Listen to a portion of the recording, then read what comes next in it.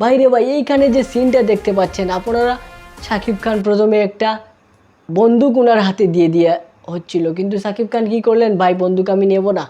এরপর ওনাকে দিয়ে দেওয়া হলো একটা হাতুড়া।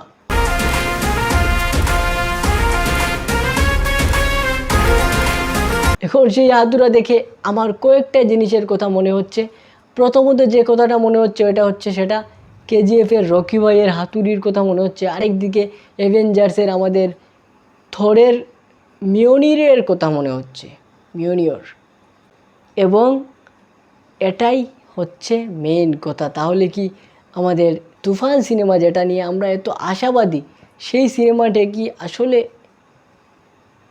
একটু কপি হতে যাচ্ছে কিনা সেটাই কিন্তু চিন্তার একটা বিষয়।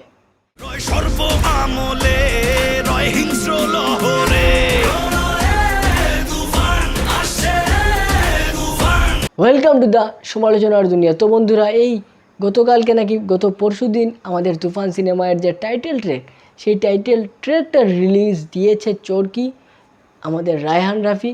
এবং ওই টাইটেল ট্র্যাক বন্ধুরা খুবই ভালো কাজ করতেছে, কিন্তু ওই টাইটেল ট্র্যাকের মধ্যে কিছু ভিজুয়ালাইজেশনের মধ্যে আমরা কিছু জিনিস লক্ষ্য করেছি এবং সেই জিনিসগুলো নিয়ে আজকের আলোচনা। আর সেই গানটা নিয়ে বন্ধুরা কথা বলার মতো কোনো কিছু নেই, তবুও কিছু কথা বলবো।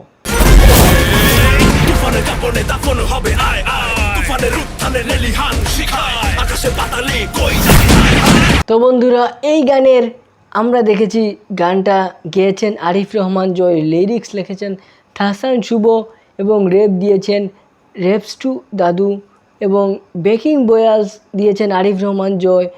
এবং বন্ধুরা স্টিভেন যিনি ট্রাম্পেট করেছেন উনি হচ্ছেন নাইজেরিয়ার। এখন বন্ধুরা যে বয়েসটা দিয়েছেন সিঙ্গার আরিফ রহমান জয়, উনি পুরোপুরি ফাটিয়ে দিয়েছেন। এই বিষয়টা কিন্তু আপনাদেরকে স্বীকার করতেই হবে।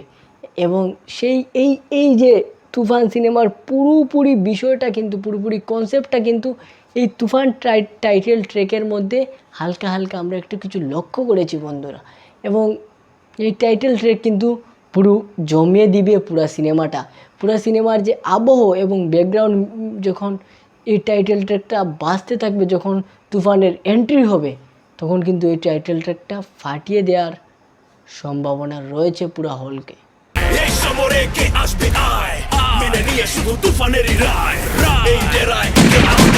আর এই যে কয়েকটা সিন দেখা যাচ্ছে বন্ধুরা, সেই সিনগুলা চুম্বেশ্বরী। আর এটা আমার কাছে ভালো লেগেছে, আপনাদের কাছে কেমন লেগেছে অবশ্যই কমেন্টে জানিয়ে দিবেন। আর বন্ধুরা, এখন আমরা কিছু ইম্পর্টেন্স জিনিস নিয়ে কথা বলবো, আর সেটা হচ্ছে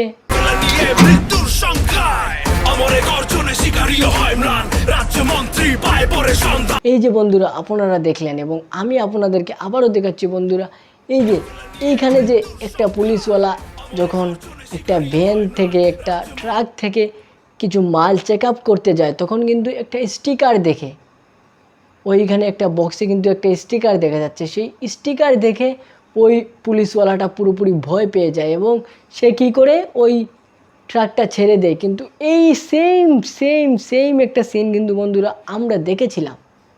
তো কোথায় দেখেছিলাম, যারা সালার সিনেমাটা দেখেছেন তারা লক্ষ্য করেছিলেন যে যখনই সালার সিনেমায় একটা গাড়ি আটকানোর কথা থাকে বিভিন্ন জায়গায় বিভিন্ন সময়ে, সেই গাড়িটা আটকানোর জন্য পুলিশ পাহারায় থাকে এবং পুলিশ যখনই ওই সিলটা গাড়িটার খোলা হয় পিছনটা, তখনই যখন সিলটা দেখে পুলিশরা কেঁপে উঠে এবং পুরো সিনটা একটা গুজ বাম্প ক্রিয়েট করে। এবং সেই সিনটাই আবার রিক্রিয়েট করার চেষ্টা করা হয়েছে, সেই সিন থেকে ইন্সপিরেশন নিয়েছেন রায়হান রাফি, এরকমটা বলাই যেতে পারে। আর যদি সেই রকম গুজ বাম্প ক্রিয়েট করতে পারে হলের মধ্যে তুফান, তাহলে কিন্তু তুফান ফাটিয়ে দিবে, এটা আপনারা নিশ্চিত থাকেন। আর এই যে হাতুড়ার বিষয়টা, এটা কিন্তু আমরা কেজিএফে দেখেছিলাম, কেজিএফ বা রকি ভাইয়ের হাতুড়া, ঠিক তেমনভাবে তুফানে হাতুড়া আরেকটা ইউজ করা হয়েছে বন্ধুরা। এখানে যদি একটু আলাদা কোনো কিছু ইউজ করা হতো তাহলে কিন্তু বিষয়টা মানানসই হতো এবং দেখতেও ভালো লাগতো এবং ইনোভেটিভ কিছু চিন্তাধারা করেছেন তারা, এটা মেনে নেওয়া যেত। কিন্তু এই বিষয়টা আমি মেনে নিতে পারি না। স্টিকারের বিষয়টা তাও মেনে নেওয়া যায়, কিন্তু এই হাতুড়ার বিষয়টা হাতুড়ির বিষয়টা মেনে নিতে পারে নাই। আপনারা কি বলবেন অবশ্যই কমেন্টে জানিয়ে দিবেন। আমার কাছে পার্সোনালি বিষয়টা ভালো লাগে নাই। তো বন্ধুরা দেখা হচ্ছে নেক্সট ভিডিওতে। আজকের মতো বিদায়, ভালো থাকবেন, আসসালামু আলাইকুম।